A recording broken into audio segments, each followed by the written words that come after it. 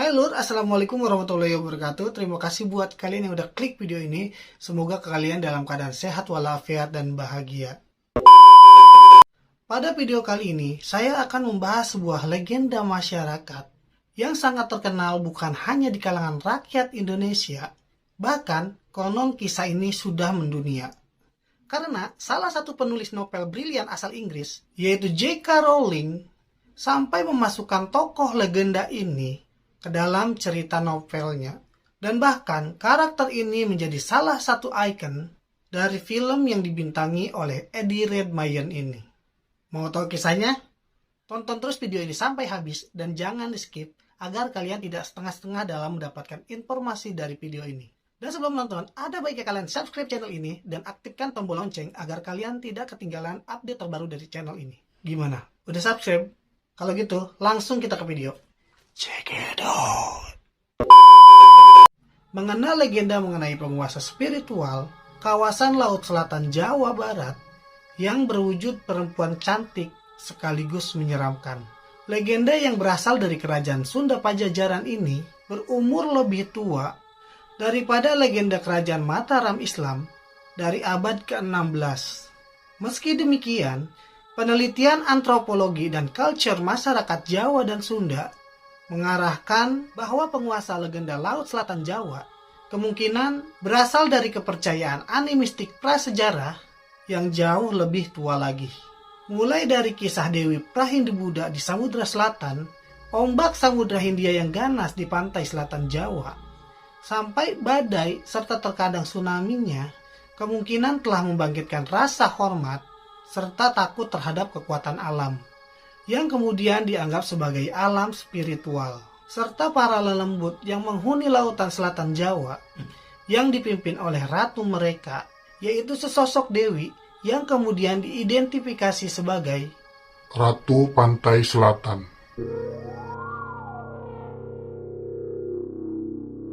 Ratu Pantai Selatan atau yang biasa kita kenal sebagai Nyi Roro Kidul adalah sesosok roh atau dewi legendaris Indonesia yang sangat populer di kalangan masyarakat Jawa dan Bali. Tokoh ini dikenal sebagai Ratu Laut Selatan atau Samudra Hindia dan secara umum disamakan dengan Kanjeng Ratu Kidul. Meskipun menurut beberapa kalangan, sebenarnya keduanya adalah sosok yang berbeda. Dalam mitologi Jawa, Kanjeng Ratu Kidul merupakan ciptaan dari Dewa Keping Telu yang mengisi alam kehidupan sebagai Dewi Padi atau Dewi Sri. Sedangkan Nyi Roro Kidul mulanya merupakan putri kerajaan Sunda yang diusir oleh ayahnya karena ulah ibu tirinya. Dalam perkembangannya, masyarakat cenderung menyamakan antara Nyi Roro Kidul dengan Kanjeng Ratu Kidul. Meskipun dalam kepercayaan kejawen, Nyi Roro Kidul adalah bawahan setia Kanjeng Ratu Kidul. Kedudukan Nyi Roro Kidul sebagai Ratu Lelembut Tanah Jawa menjadi motif populer dalam cerita rakyat dan mitologi. Nyi Roro Kidul juga dikenal dengan berbagai nama yang mencerminkan berbagai kisah berbeda dari asal-usulnya, legendanya, mitologi, dan kisah turun-temurun. Nyi Roro Kidul juga lazim dipanggil sebagai Ratu Laut Selatan karena menurut adat istiadat Jawa, penggunaan gelar seperti Nyai, Kanjeng, Gusti punya peranan penting dalam penyebutannya demi kesopanan. Sementara penggunaan kata Roro atau Rara atau Loro memiliki arti yang berbeda. Dalam bahasa Jawa Baru, Loro merupakan sebuah homograf untuk bilangan dua atau kata sakit atau menderita. Yang membedakannya itu adalah dalam pengucapannya. Kata Loro yang artinya untuk menunjukkan angka atau bilangan dua, ucapannya itu adalah loro, seperti ada u-nya, loro. Sedangkan kata loro yang artinya sakit atau menderita, untuk pengucapannya itu sangat jelas, yaitu loro. Jadi loro itu untuk dua, loro itu untuk sakit atau menderita. Namun memiliki kesamaan dalam penulisannya, yaitu L-O-R-O, loro. Sementara dalam bahasa Jawa kuno, Roro atau Rara memiliki arti sebagai gadis. Sehingga seorang ortograf Belanda memperkirakan terjadinya perubahan dari bahasa Jawa kuno Roro menjadi bahasa Jawa Baru yaitu Loro. Sehingga terjadi perubahan arti dari gadis cantik menjadi orang sakit Adapun legenda serta kepercayaan masyarakat terhadap Nyi Roro Kidul, banyak yang percaya bahwa Nyi Roro Kidul adalah pati tentara Laut Selatan. Nyi Roro Kidul dipercaya menjabat sebagai patih Kanjeng Ratu Kidul yang memimpin bala tentara makhluk halus di kawasan Laut Selatan. Bahkan seorang kiai bernama Kiai Iman Sampurno yang berasal dari Blitar, Jawa Timur, yaitu pada abad ke-19, mengeluarkan ramalan bahwa Nyi Roro Kidul bersama Sunan Lawu akan memimpin bala tentara masing-masing untuk menyebarkan wabah kepada manusia yang berkelakuan buruk.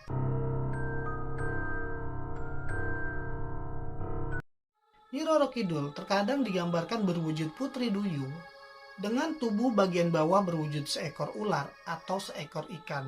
Ia dipercaya mengambil jiwa siapapun yang ia inginkan. Legenda yang menyebutkan Nyi Roro Kidul dapat berwujud seperti ular. Kepercayaan ini mungkin berasal dari legenda tentang seorang putri Pajajaran yang memiliki penyakit lepra. Penyakit kulit yang dialami putri tersebut membuat kulitnya kemungkinan disamakan seperti ular yang sedang berganti kulit. Dan dalam jelmaan wujud manusia ular ini, ia disebut dengan nama Nyi Bloro.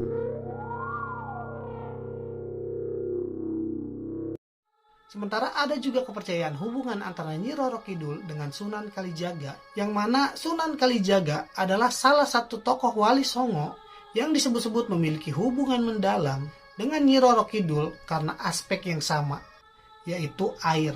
Yang mana Sunan Kalijaga dilihat dari namanya saja, Kalijaga, yang mana di dalam bahasa Jawa, kali itu berarti sungai. Sementara Nyi Roro Kidul atau Nyi Loro Kidul adalah penguasa pantai selatan. Inilah yang konon katanya membuat hubungan mereka semakin dekat. Menurut cerita, Panembahan Senopati yaitu antara tahun 1584 sampai 1601, pendiri ekspansi Imperial Mataram selalu mencari dukungan dari Ratu Pantai Selatan, yaitu Kanjeng Ratu Kidul dan Nyi Roro Kidul, untuk menjadi pelindung khusus keluarga bangsawan Mataram. Ketergantungan Senopati pada Sunan Kalijaga dan Nyi Roro Kidul, menurut catatan sejarah, mencerminkan ambivalen dinasti Mataram terhadap Islam dan kepercayaan asli Jawa. Serta ada juga cerita larangan berpakaian hijau di sepanjang pantai selatan. Terdapat kepercayaan lokal yang mengatakan bahwa mengenakan pakaian berwarna hijau di sekitar pantai selatan akan membuat pemakainya tertimpa kesialan. Karena hijau ini adalah warna kesukaan Nyi Roro Kidul, yaitu warna hijau laut yang dalam bahasa Jawa disebut gadung melati, adalah warna kesukaan Nyi Roro Kidul dan tidak boleh ada yang memakai warna tersebut di sepanjang pantai selatan. Peringatan ini selalu diberikan kepada orang yang berkunjung ke pantai selatan untuk tidak mengenakan pakaian berwarna hijau. Karena mitosnya, siapa saja yang mengenakan pakaian berwarna hijau di area pantai selatan akan dijadikan sasaran Nyi Roro Kidul untuk dijadikan tentaranya atau dalam hal ini budaknya.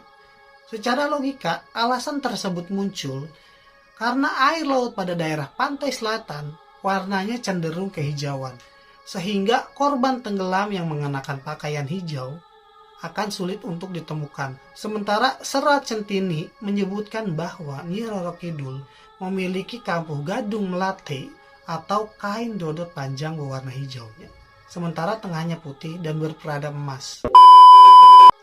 Kalau gitu sekarang saatnya kita menuju ke asal-usul Nyi Roro Kidul.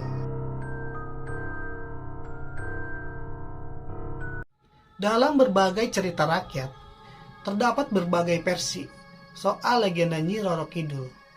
Bahkan setiap daerah memiliki kisah yang berbeda-beda dalam menceritakan asal-usul ratu yang identik dengan warna hijau ini. Ada beberapa tokoh yang dipercaya menjelma sebagai Nyi Roro Kidul. Siapa saja? Ini dia, cekidot.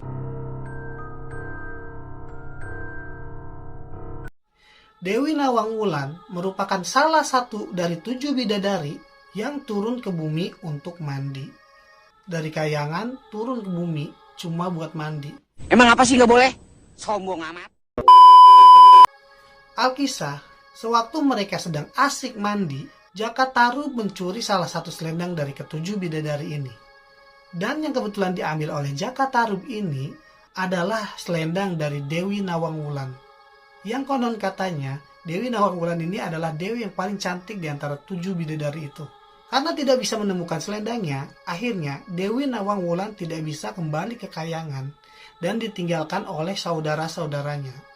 Hingga ia memutuskan untuk menetap di bumi dan dipersunting oleh Jakataru.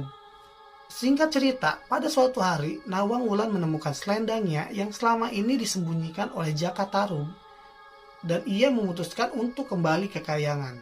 Namun, karena Dewi Nawang Wulan ini sudah menikah dengan Jakataru yang notabene adalah manusia bumi, sehingga Dewi Nawang Wulan sudah memiliki aroma manusia bumi.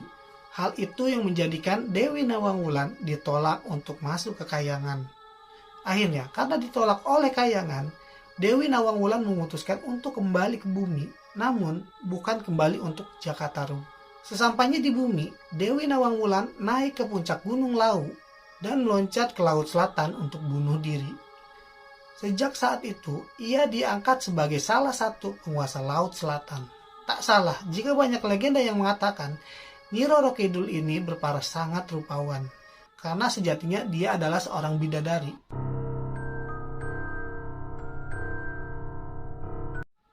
Banyu Bening yang bisa diartikan sebagai air jernih menjadi ratu dari kerajaan Joyo Kulon.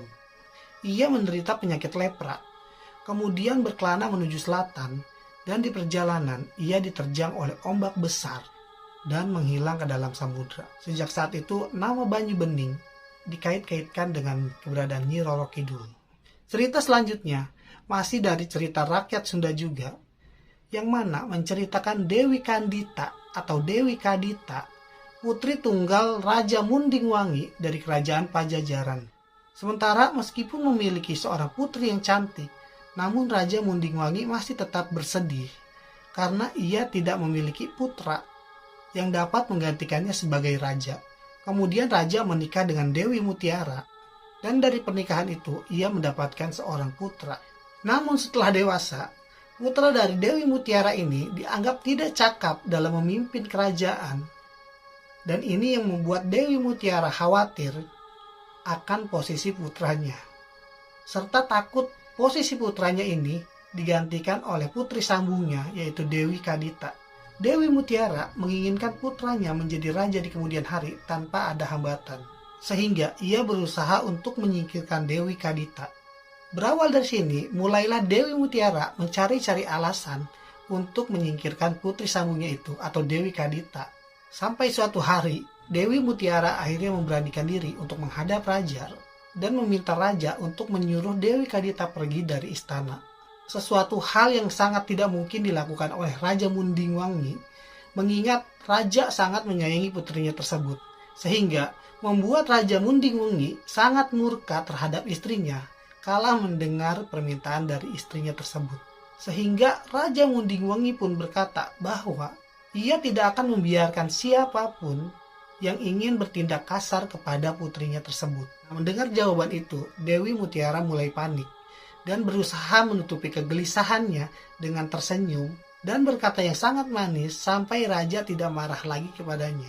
Namun keesokan harinya, sebelum matahari terbit, Dewi Mutiara mengutus pembantunya untuk memanggil tukang tenung atau tukang santet dan menyuruh si dukun untuk meneluh Dewi Kadita.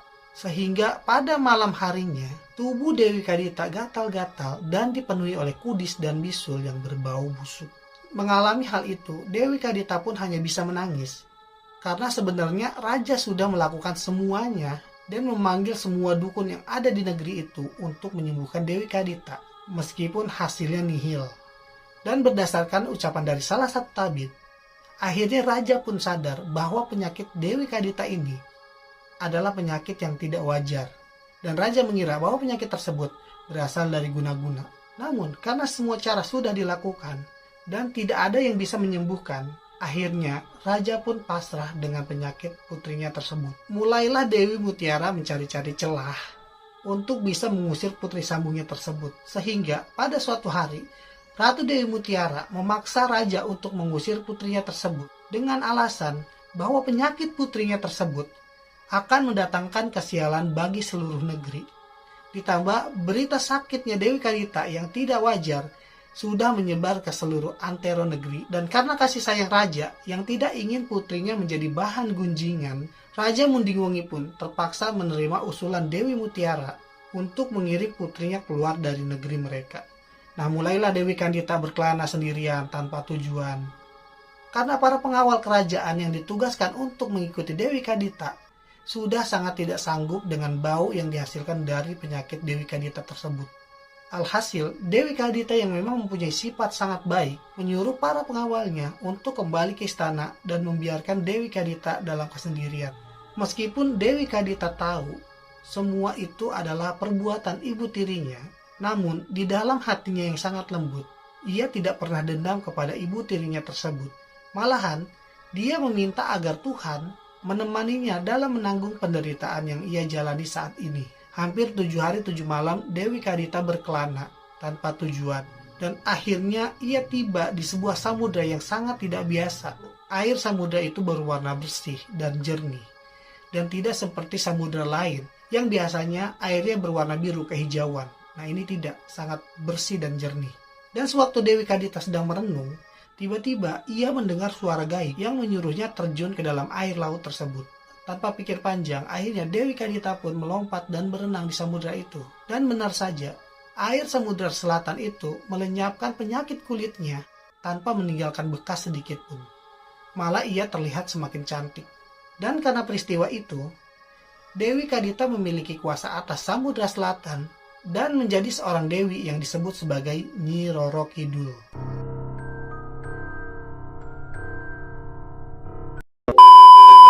Sejatinya, orang Indonesia memang senang dengan penganalogian dalam memberikan suatu pelajaran.